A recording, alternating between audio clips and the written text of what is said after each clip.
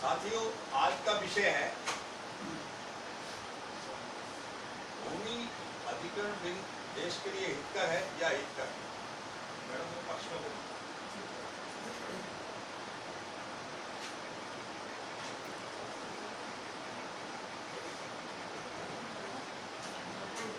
1894 में आजादी से पहले हमारा जो बिल था, भूमि अधिग्रहण बिल, जब हिंदुस्तान पाकिस्तान एक थे, जब से हमने ये देखा कि ये जो बिल है भूमि के मामले में समय समय पर इसमें कुछ ना कुछ छोटा मोटा अमेंडमेंट होता रहा, लेकिन उसके साथ साथ कभी भी किसान को वो दर्जा नहीं मिल पाया जिसके वो जाना जाता है।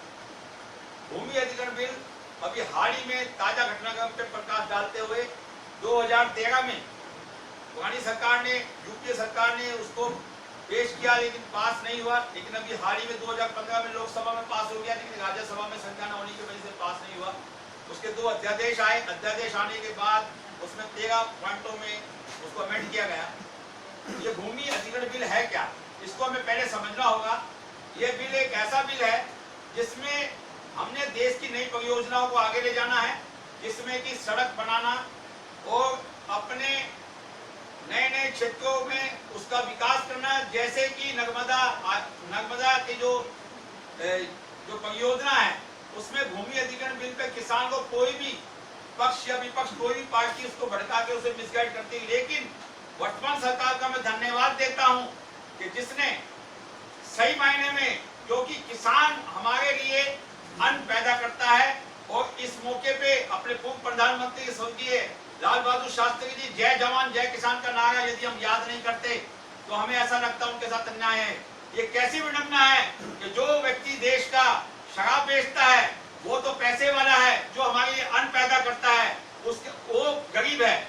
वो किसान के यदि 3 बेटे हैं तो उसके जो भूमि के टुकड़े हो जाते हैं 3। पहले हमारे 3 एकड़ की हमारे कम से कम जमीन होती है, लेकिन कुछ स्टेटें ऐसी हैं कि जहां पे हमें आधा एकड़ में काम जाना पड़ता है, जबकि फ्रांस में 110 एकड़ का एक किसान होता है।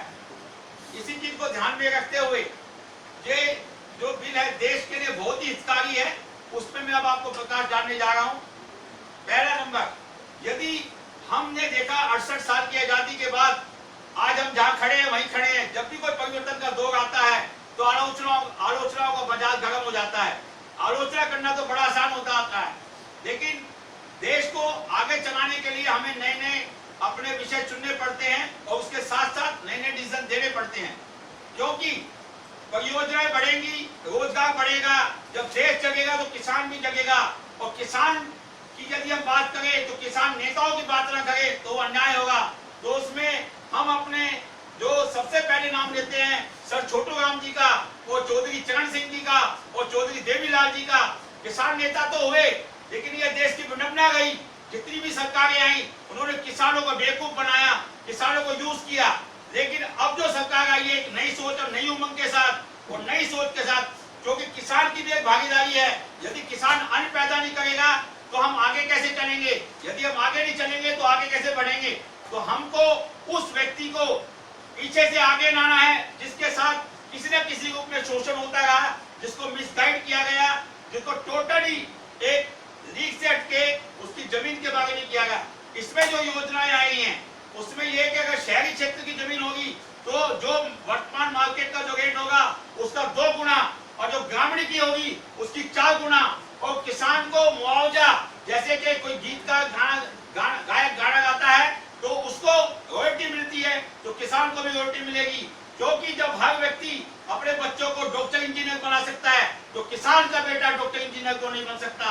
ये किसान की आवाज है, और किसान यदि किसी देश का आगे बढ़ेगा तो उसका जवान भी आगे से मजबूत होगा, क्योंकि ये 2 ही ऐसी शख्सियत हैं जो पूरे ढंग से और पूरे जोश के साथ देश को आगे ले जाती हैं। अगर देश सेवा में किसी का नाम है तो जय जवान जय किसान का है। और इसके साथ साथ मैं आपको एक चीज और क्लियर कर देना चाहता हूँ यहाँ पे, क्योंकि आज जो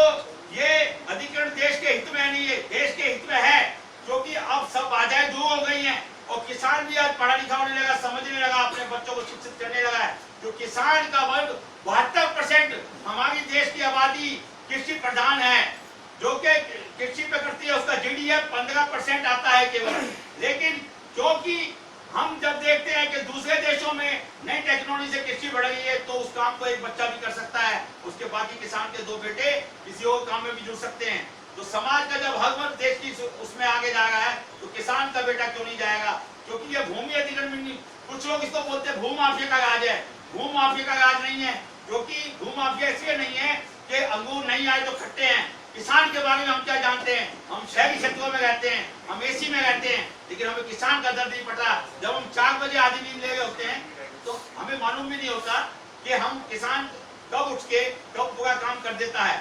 और किसान एक ऐसी चीज है कि पूरे ढंग में देश सेवा में आपके लिए अन्न पैदा करता है। कभी आपने जानने की कोशिश की, कभी हमने पैसा खाया है? नहीं, हमने अन्न खाया है। और उसी को ऊपर उठाने के लिए, उसके परिवार को ऊपर उठाने के लिए हमने पूरे जोरों से उसके साथ ही न्याय करना है। और इस वर्ग के साथ मैं फिर आपको कह देना चाहता हूँ स्पष्ट लफ्जों में, हमेशा न्याय हुआ है, लेकिन अब समय बदल गया है। हमारे माननीय प्रधानमंत्री नरेंद्र मोदी जी की नीतियां बहुत अच्छी आई हैं, इसलिए आई हैं क्योंकि वो नीचे से आए हैं, उनको पता है किसान का दर्द क्या होता है। ये भूमि अधिग्रहण नियम जो है, उनको मुआवजा मिलेगा, वो अपने जीवन स्तर को बढ़ाएंगे, और बढ़ाने के साथ साथ देश में आगे जाएगा। क्योंकि जिस देश की 72% आबादी बढ़ती है, यदि वो डेवलपिंग नहीं करेगा तो देश आगे कैसे बढ़ेगा? देश आगे नहीं बढ़ेगा तो आपका नाम यूएनओ में कैसे जाएगा? यदि आप यूएनओ में नहीं जाओगे तो आपकी वीटो पावर कैसे जाएगी? ये कनेक्टिविटी है, और इस कनेक्टिविटी को साथ में देखते हो और आगे बढ़ते हुए मैं तो केवल और केवल आपको एक ही चीज कहना चाहूंगा कि आप किसी भी उम्र में रहे, लेकिन ये जो भूमि अधिनियम बिल है, जो सरकार द्वारा अब पूरी तरीके से पारित हो चुका है, और इसको लागू होने की जो बात आई है, अब किसान भी समझ सकता है कि राजनीतिक की बातें में नहीं जाना, हमें अपना जीवन स्तर बढ़ाना है, सामाजिक में ले जाना है, अपने परिवार को दूसरे परिवारों के साथ हमें आगे बढ़ाना है। और उसके साथ साथ हमें यह भी देखना है कि परियोजनाएं कोई ठप ना हो, नर्मदा जैसी कोई बात ना हो, कोई भी राजनीतिक पार्टी किसान को भड़काए ना, किसान के साथ खेले ना, क्योंकि आज जो वक्त आ चुका है वो उसी तबके का चलेगा जो तबका दबा हुआ है, जो तबका एक तरीके से उसका शोषण लगातार होता है। आज उस तरफ आज हम मीडिया के द्वारा, किसी के द्वारा उस पर प्रकाश डाला है, तो आज कम से कम शहरों में जब हम रहते हैं तो हम ग्रामीण क्षेत्रों की तो बात करते हैं, तो किसान एक ऐसा व्यक्ति होता है कि जो आपके लिए पूरे हिसाब से काम करता है, पूरे हिसाब से चलता है। और मैं अन्य में यही कहूंगा कि कुछ भी हो, इसकी 6 योजनाएं, इसकी 6 बातें जो आपके उसमें, जो सड़क की बातें हो, जो लाइट की बातें हो, जो आपकी योजना परियोजना की बातें हो, जो वाटर सोर्सेज की बातें हो, ये जमीन, और जब जैसे आपका मेट्रो है, आज आप मेट्रो को देखते हैं, मेट्रो में क्या देखते हैं? ये नहीं हटेगा, लेकिन आज हम मेट्रो यूज करते हैं। क्यों करते हैं? मेट्रो को प्रयोग किया, किसी ने कुछ दिया जब तो मेट्रो आई, तो वो भी तो भूमि अधिग्रहण हुआ। तो जो होता है अच्छे के लिए होता है। आप आगे बढ़ेंगे, आप आगे देखेंगे, अपनी सोच को देखेंगे, तो उसी हिसाब से आगे चलेंगे। क्योंकि दिल्ली मेट्रो में, क्योंकि हम दिल्ली में हैं, तो उसको मेट्रो को उदाहरण आपको इसलिए कि आपको जल्दी समझ आएगा। और फिर मैं अंत में कहना चाहता हूँ कि केवल और केवल वही व्यक्ति उस दर्द को समझता है जो उस दर्द में जन्म लेता है। किसान का दर्द क्या होता है, ये किसान का परिवार जान सकता है। और ये बिल जिस सरकार ने बहुत ही अच्छा किया है, और इसके लिए मैं तारीफ करता हूँ वर्तमान भारत सरकार की, कि जिन्होंने पूरे हिस्से और सबके हितों की सोची है। क्योंकि समाज की पीड़ा वही समझता है जो वहां से जन्म लेके आता है। और उसी के साथ मैं ये कहता हूँ कि बहुत ही अच्छा आया है, और इससे किसानों का भला होगा, और सबको अन्न मिलेगा, और उसके बच्चे भी आगे बढ़ेंगे, डॉक्टर इंजीनियर भविष्य में बढ़ेंगे। और इसी के साथ मैं अपना एक विराम